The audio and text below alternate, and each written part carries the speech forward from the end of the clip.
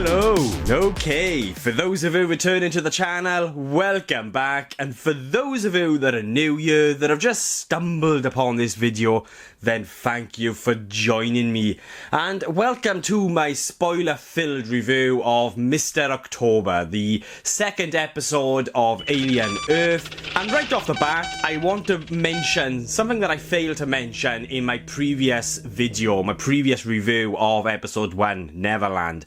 And that was a scene, a moment that involves these two leech-like parasites, these specimens that we see that attach themselves to the prodigy soldiers that go into the crashed research vessel. And it's a moment that is incredibly effective. It's a moment where we get our first real sort of insight into one of these creatures, one of these specimens. And it's a moment that is incredibly unsettling, you know, due to sort of what these parasites, you know, what these leeches are doing and just how the moment unravels. And again, it's all aided by the atmosphere that's created, the tension, and just how this moment plays out along with the performances. It's just a very effective moment where we get our first glimpse into what these specimens are and what they can do. And it is incredibly effective because it's unsettling to watch, and it's very, very creepy. And again, it's all aided by how these moments are brought to life from a technical perspective and the performances. So, episode 1, Neverland, did a very good job at setting up these new characters and just immersing us into this new story. It did a very good job at setting up the sort of the science fiction elements of its story, like with the transference of the consciousness of these terminally ill children, and the transferring of that consciousness into these synthetic bodies. That aspect of the story I felt was done very well. It was very effective, and they just did a very good job in that first episode of sort of sowing the seeds, of setting up sort of the ideas that it appears they are going to be exploring, along with its themes sort of within this show, and sort of, you know, using kind of the story of Peter Pan as well and all of that. There is a lot of mystery and intrigue and very sort of interesting ideas that are set up in that first episode that get me incredibly excited for the rest of this show and to sort of see where this story evolves. You know, it has to some degree and the essence of what Ridley Scott was attempting to do with Prometheus and Covenant. That's very much there, but you've also got the kind of the aesthetic and essence of what James Cameron was doing with Aliens, and I think Noah Hawley fucking nailed it in that first episode. That is something that I felt Fede Alvarez maybe struggled with Alien Romulus. And just for the record, I really liked Alien Romulus, but at the moment, we're only 2 episodes in, but I just feel like Noah Hawley is just a little bit more effective at kind of taking these different elements from other aspects of the franchise and sort of bringing them, you know, within the show, within these episodes. So where that first episode did a wonderful job at immersing myself, you know, into this story and introducing us to these characters and the ideas and the themes that they are going, or hopefully going to sort of really kind of dive into and bring to life and flesh out. With its second episode, Mr. October, what they do very, very well here within this episode, and what they're very effective at doing, I felt, was honing in on the horror. Like, this episode literally took me back to being a kid again, watching those original movies. The 1979 Alien, James Cameron's Aliens, and Alien 3. They're all there. And as a lifelong fan of these movies, like, I was watching Alien at an age that I should never have been watching it. But it's one of those movies, along with many other movies, you know, from the late 80s, early 90s, that just fueled my passion for film and TV. But what this particular episode does very, very well is just transport me back to that world. And I said the exact same thing when it came to Alien Romulus, and that was, they do a fantastic job from a technical perspective, from just how the story and the world is brought to life through the set design, the sound design, the music.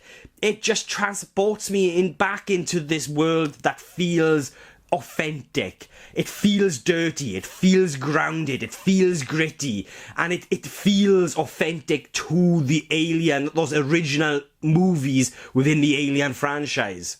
I just love how the sets are brought to life. Again, it's just like being back in that original movie. They're very atmospheric, and it's all done through lighting and sort of these environmental effects and the sound design. And as a result, it just grounds the story. You know, no matter how sort of science fiction-y it gets with its story, you know, with whatever, you know, with the consciousness of these children being transferred into synthetic bodies and all of that, it remains grounded, it remains tangible, it remains real because of how they're bringing it all to life. And I'm really admiring that aspect about this show, and I feel like that truly sort of comes to life here within the second episode. The second episode for me felt like a proper return to the horror of those original movies.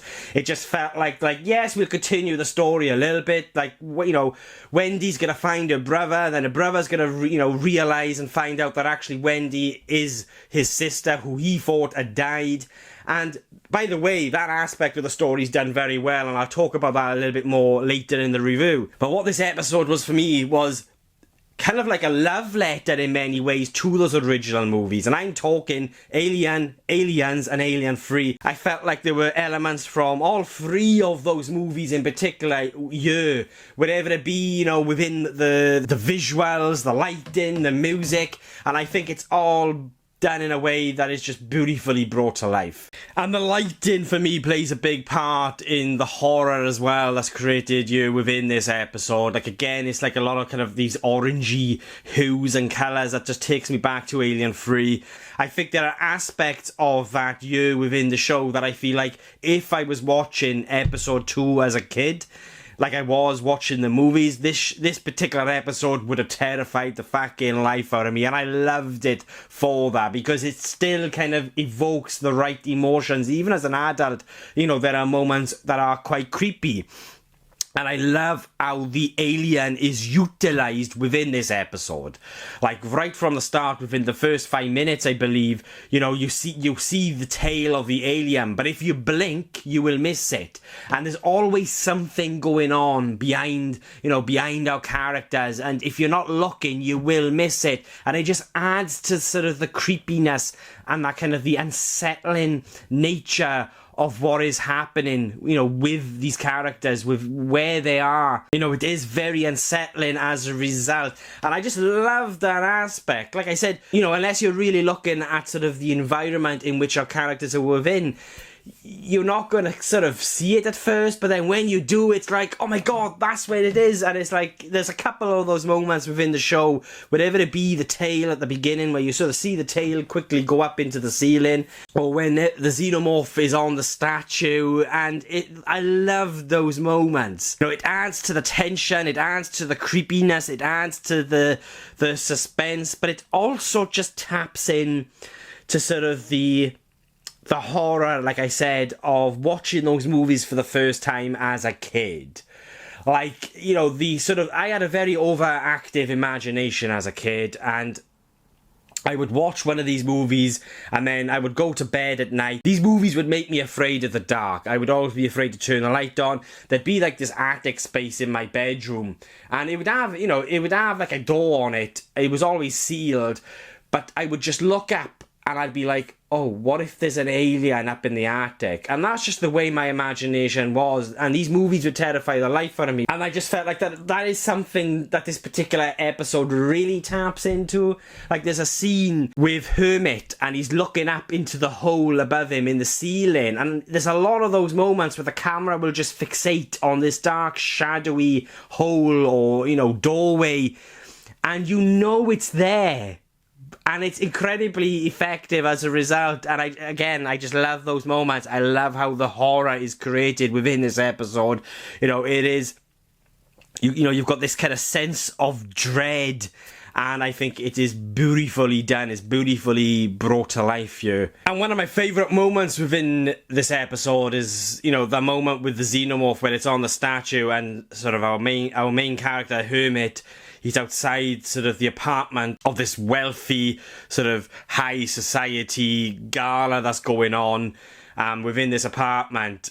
And the xenomorph he picks up this prodigy soldier, fucking swings him about. And again, you've got glorious practical effects on display here. It's a great moment. It's gory and it's, you know, it's great. And then obviously the xenomorph runs into this apartment and quite literally sort of the phrase "eat the rich" is brought to life, and it just tears its way through this party of very wealthy individuals. And again, it's quite a disturbing moment. It's quite a horrifying moment. It's quite gory, but it's done in a way that is very alien. And I just loved how this moment plays out and sort of how it's brought to life. You know, again, there'll be moments with the camera where the camera will focus on our main character and you'll see the alien dash in the background. There's just a lot going on sometimes within the frame that just really kind of brings this world to life in a way that elevates the horror, that adds to the horror, as well as, again, the sound design and the lighting. And it's in this episode where Hermit discovers that Wendy, they eventually find each other, and he finds out that Wendy is his sister. And it's a moment that is done very effectively. Like, it's a very effective moment. It was how the story of Wendy and Hermit is weaved into the narrative up until this point, I feel is incredibly clever. It's incredibly smart. It's as a result of that story and how it's weaved into the narrative with the first episode and this episode, episode 2. It sort of allows this heart to be there right at the core of its story. And it's done in a way that I just felt is incredibly effective. It's very intriguing, and I'm really curious to see how this story unravels. But again, so much is being said through the performances. Alex Lawther as Hermit is fantastic. Like, he is saying so much through his performance that indicates sort of where he's at emotionally and mentally. I just love those performances that kind of convey what our character is going through and maybe where our character has been and sort of the journey's on, without sort of them spoon feeding us and giving this kind of very exposition kind of filled dialogue. And I just love that aspect, even though I did have a minor gripe in the first episode with sort of this kind of very exposition-y dialogue. I think it's done incredibly well. And then you've also got Sydney Chandler as Wendy, and she's also fantastic here in kind of sort of balancing out the sort of the synthetic side, the artificial side of the character, as well as that kind of the human elements, and sort of giving us a glimpse into sort of these other themes that they're exploring within the story, you know, like ghosts in the machine and do androids dream of electric sheep and all of that. There is some real interesting ideas going on here within the story, but it always does a good job at keeping its focus on the big beating heart, I feel, so far of its story, because we are only 2 episodes in. But I was pleasantly surprised in how Noah Hawley, through the writing and the direction, like, he didn't direct this particular episode, but it's very effective at balancing all these different aspects of the story in a way that feels satisfying. And it just reminded me, the story of Wendy and Hermit here just reminded me of the issue that I did have with Alien Romulus. But like that kind of the sibling story between brother and sister in Alien Romulus wasn't quite as effective as it could have been. The idea was there, and it's very intriguing, and it could have been effective, but it didn't really fully come to life for me. Whereas here, I feel like we are really getting a very human story that just takes me back to the story of Ellen Ripley with her daughter, you know, losing her daughter and just forming that relationship with Newt and, you know, all of that. And like I previously mentioned, everyone in this show so far is giving a great performance. from our main characters right down to sort of the more minor side characters. Everyone just seems to be giving it all. It all has a kind of a groundedness to it. It all feels quite natural. And Timothy Olyphant is, without a doubt, along with Sidney Chandler, is one of the standouts here. I'm loving what Timothy Olyphant is doing with his character of Kirsch. I mean, just the way he sort of holds himself to kind of the very nuanced expressions. I mean, they're not really expressions because he's playing a synthetic. But again, at the same time, there's something there. There's a story happening in the eyes. And I just love how he's bringing that aspect of the character to life. There's a moment where he discovers the alien eggs. And, through how he brings the character to life through his performance in that moment, it kind of alludes to him maybe knowing more than he's letting on, and it's setting up all this kind of mystery and intrigue, and I'm just fucking loving it. It's all brought to life wonderfully here by all aspects, from a technical perspective and the performance. Timothy Olyphant, I love what he's doing here with his character. When his character, Kirsch, when he sees those eggs for the first time, it's almost like he recognises those eggs. And it's just got me kind of, thinking of all possible theories here of this character's involvement. Maybe there's another motive there and all of that. But again, it's one of those episodes, it's only the second episode, and it's still kind of sowing those seeds and kind of setting up these ideas and the mystery of sort of where the show is potentially going to go. The only thing that I hope is it doesn't just flirt with those ideas and themes and truly kind of brings them to life and really sort of fleshes them out and gives us a sort of satisfying journey within these ideas and themes right up to its conclusion. I'm hoping it's not just going to be one of those stories where it just flirts with those ideas, very much like with Ridley Scott and Prometheus and Covenant. We do get our first introduction to Yutani, the CEO of Weyland-Yutani, and it's through a brief conversation between her and Boy Cavalier, the CEO of Prodigy, and it's a really good moment. It's a moment that I really liked, again, due to sort of how it kind of really brings that kind of the personality of Boy Cavalier to life, the way in which he's kind of interacting with Yutani. You can sort of see the sharp contrast here between these two personalities, and kind of really taps into that kind of the Peter Pan aspect of its character and the story and the themes that they're exploring. Does leave me wondering, as this kind of big fanboy of the Alien franchise, right, what is the current sort of setup with Weyland-Yutani? Like, where is Weyland, and sort of where is the corporation at? And sort of, there's so many questions, but at the same time, I kind of love the mystery aspect of the show as well. For me, and I've mentioned this in the past, Weyland-Yutani has always been the kind of the empire of the Alien universe.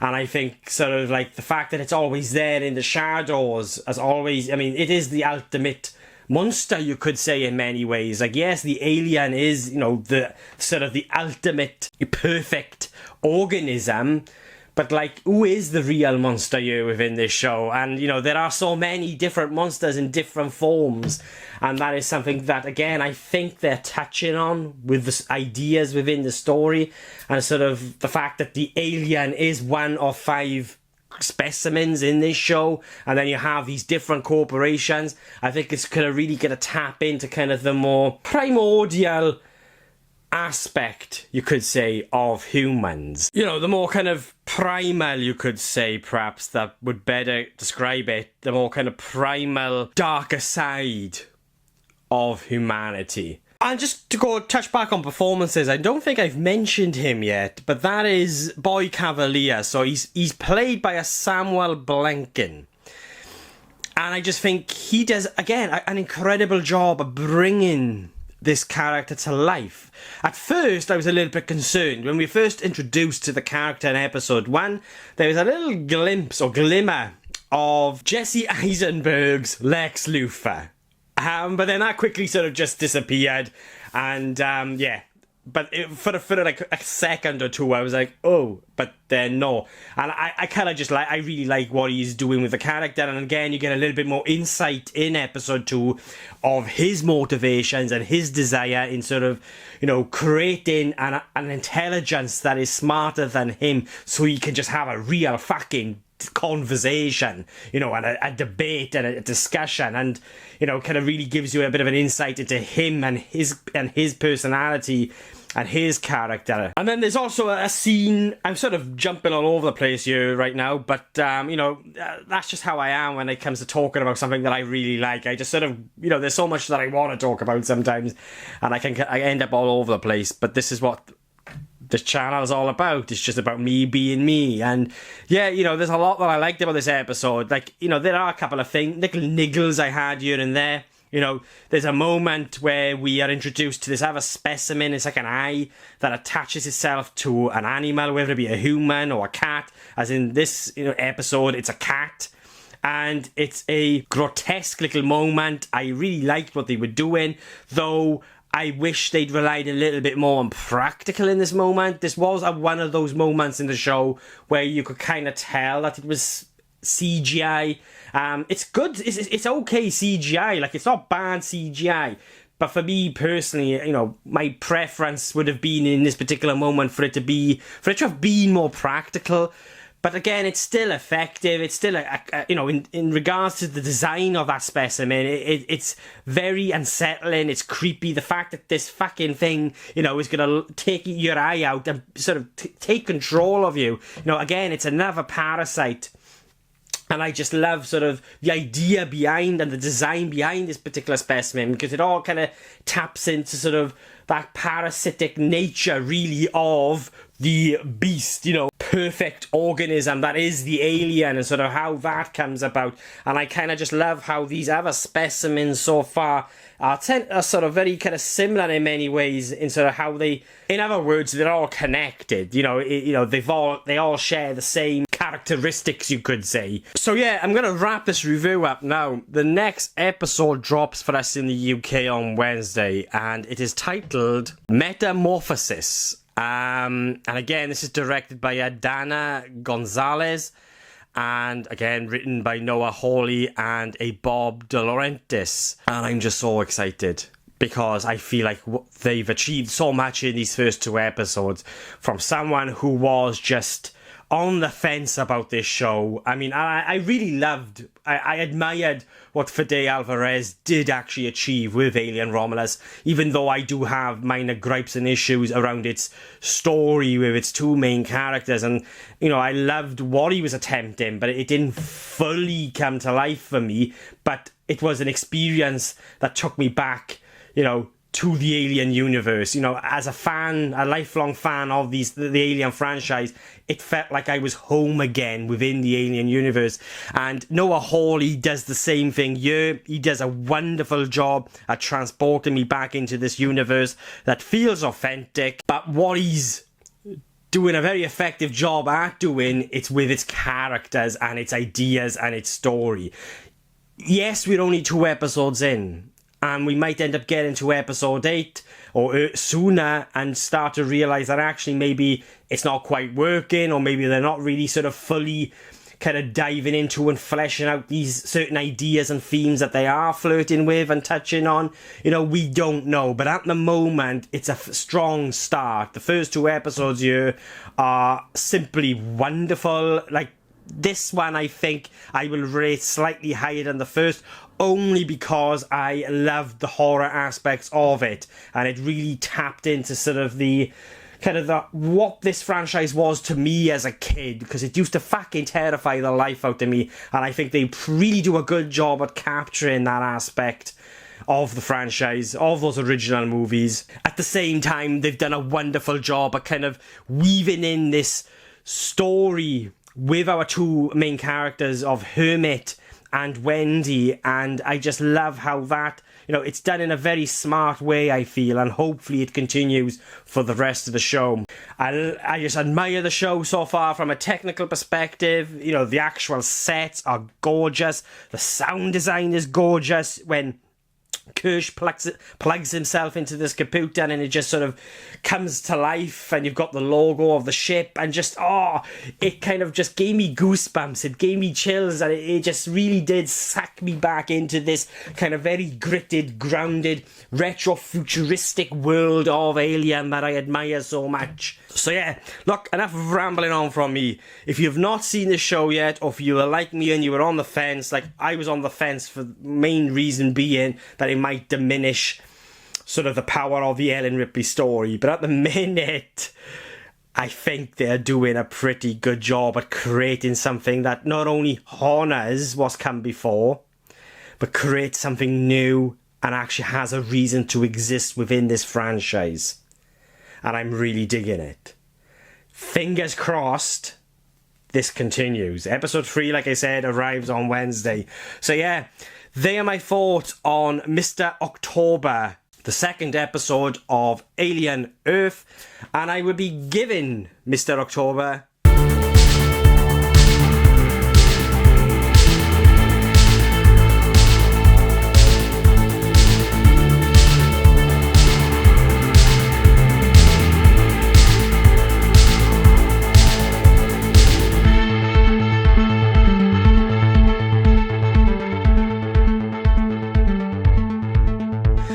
they are my thoughts on episode 2 of Alien Earth. But what do you guys think? Are you loving it? Are you hating it? Are you still on the fence? Then let me know below and let's get a discussion going. And if you've made it this far into the video, then thank you so much. I really do appreciate it. Honestly, you deserve an award if you actually do make it this far in my reviews and my videos. I do tend to ramble on, but honestly, it does mean the world. And if you have made it this far and you want to watch future movie reviews and TV reviews from just some random Welsh geek rambling on, then please hit the subscribe button. It will mean an awful lot to me. I am a little bit behind this week or weekend. Got a lot going on in the real world. And so I am a little bit behind, but my next movie review will be for Nobody 2. I've decided we're going to catch Nobody 2 tomorrow. I had a lot of fun with the first movie, and so I'm looking forward to this one. I'm looking for something at the minute that is just a bit fun. You do have Together as well, which is a body horror that I'm really looking forward to catching. I think it's been out in the States for a while, but I am going to catch that this week as well. But my review for Together will be later in the week, more closer to the weekend. And you will also have my spoiler-filled review of episode 3, Metamorphosis. And so, yes, a lot. I am a little bit behind. Bear with me, and I just want to say another massive thank you to everyone that has connected to the channel since my last video, and to those that have subscribed. You know, welcome to the new subscribers. Thank you for joining me on this journey. It does mean the world to me, and it will always overwhelm me that so many of you do want to follow just some random Welsh geek ramble on and pronounce things incorrectly and all of that, but I really do appreciate it. So yeah, that's it from me for now. Thank you all for watching, thank you all for your support, and I'll be catching you guys soon.